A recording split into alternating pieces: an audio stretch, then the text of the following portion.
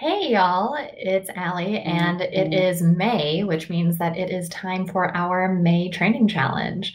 Thank you to everybody who participated in April, and I'm excited for this May one because it is a really good bang for your buck activity. And for those of you who have been participating in our training challenges for a while, this is one that is making a comeback. We did do this one last year. Our May 2020 training challenge is to play Find It with your dog 3 times per week, each week this month. This can be as simple as taking just a handful of treats.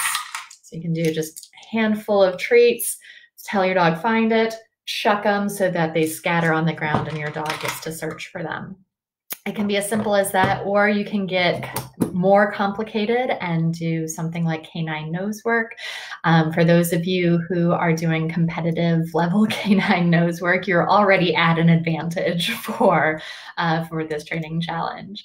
But it's a pretty simple exercise, but like I said, a really good bang for your buck exercise.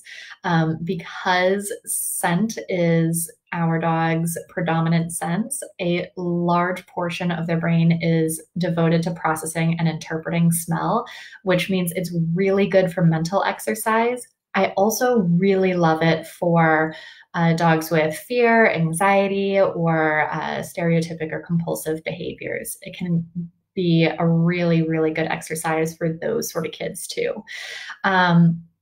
You can play this in your house if you would like. For an extra challenge, I play this outside with Oso. And like I said, I do the lazy man's version of just taking a handful of treats, chucking them, and telling them to find it. If you haven't yet taught your pet what a find it or a go search or whatever cue you want to use means, the way that you can do that is start with just one treat. Say find it, then throw, not find it and throw at the same time, not throw, then find it, then throw. And so your dog can see you throwing it. They see the treat. They eat it, continue that a few times in a row. Then you'll take a few treats. You'll say find it, throw a few so that it scatters. And they're not going to pick up every single treat. That's okay. Not a big deal. They'll figure it out later. We're going to do find it, toss a few treats until they're starting to search for more treats. So that step is teaching them there's more than just one thing on the ground. Keep searching after I tell you to find it.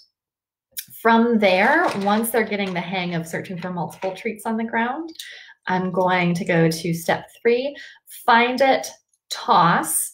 And then while they're over here searching, I'm going to toss a few more over here. So we're working on expanding their search area and working on them figuring out that it's not just where they see you throw things, there's stuff in other areas too. So this is where we're getting into, they don't use as much of their eyes and they're using more of their nose for that. And finally, once your dog is doing well with finding all those treats, even if they haven't seen you throw them, that's when we can go to, they don't necessarily have to see you throw it at all. If they're there when you throw it, not a big deal, but they don't have to. You can tell them find it and that nose goes to the ground, and we'll start expanding that search area until it's as large as you want or need it to be. So that is a pretty simple way that you can teach your dog find it. Even though I'm talking about dogs, this is a training challenge that you can use for multiple species. I've done scent work with cats too. There are a lot of species that would probably really enjoy doing some variation of find it.